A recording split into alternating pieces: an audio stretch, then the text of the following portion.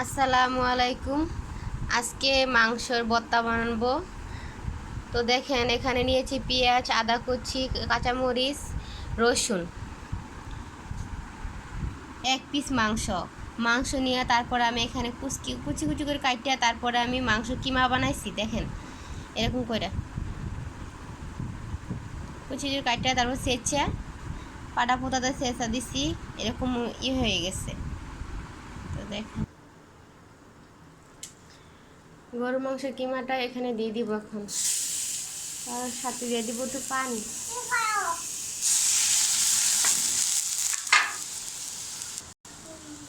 এখানে সামান্য একটু লবণ দিয়ে দিচ্ছি, যেহেতু সিদ্ধ হয়ে যাবো একসাথে, মাংসের ভিতরে লাগা যাবে। একটু পানি দিয়ে ডাইকা দিব, সিদ্ধ হয়ে যাবে। হালকা একটু হলুদ দিয়ে দিব সাথে। আমি এখন সিদ্ধ করে নিয়েছি, পানিটা শুকিয়ে গেছে। এখন দিয়ে দিব সাথে একটু তেল।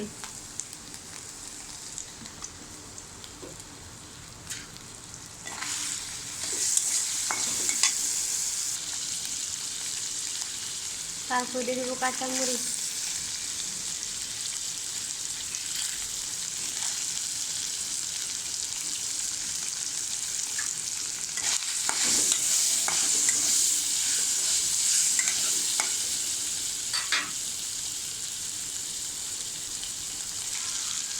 রসুন, পেঁয়াজ, আদা সব কিছু একসাথে দিয়ে ভেজে নিব আমি। এখন ভাজা হয়ে গেছে, আমি এখন লাগবো।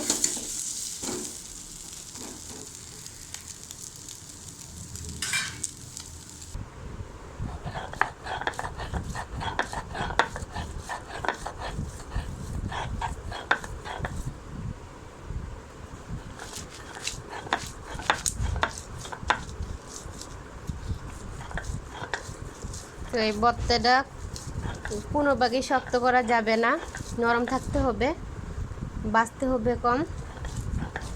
তো মজা লাগবে অনেক, ভর্তাটার মজাই লাগবে আলাদা। এই ভর্তাটা খুলে অনেক মজা খাইতে, সব ভর্তা থেকে এর ভর্তাটা বেশি মজা। অবশ্যই আপনারা বাসায় খাই দেখেন, বুঝতে পারবেন যে এই ভর্তাটা কতটুকু মজা।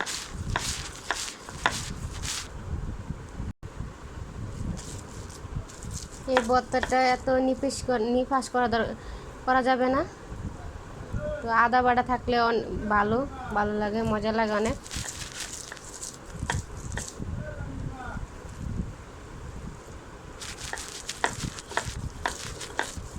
আমার ভর্তা বাটা কিন্তু হয়ে গেছে, অনেকে চাইলে আপনারা শুকনো মরিচ দিতে পারেন। শুকনো মরিচ দিলে কালারটা আপনার অন্য কালার হয়ে যাবে, খয়েরি কালার হয়ে যাবে।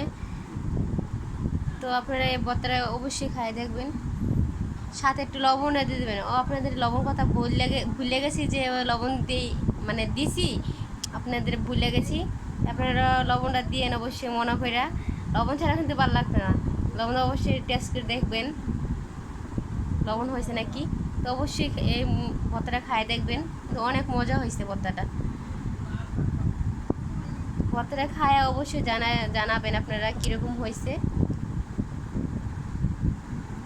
আল্লাহ হাফেজ।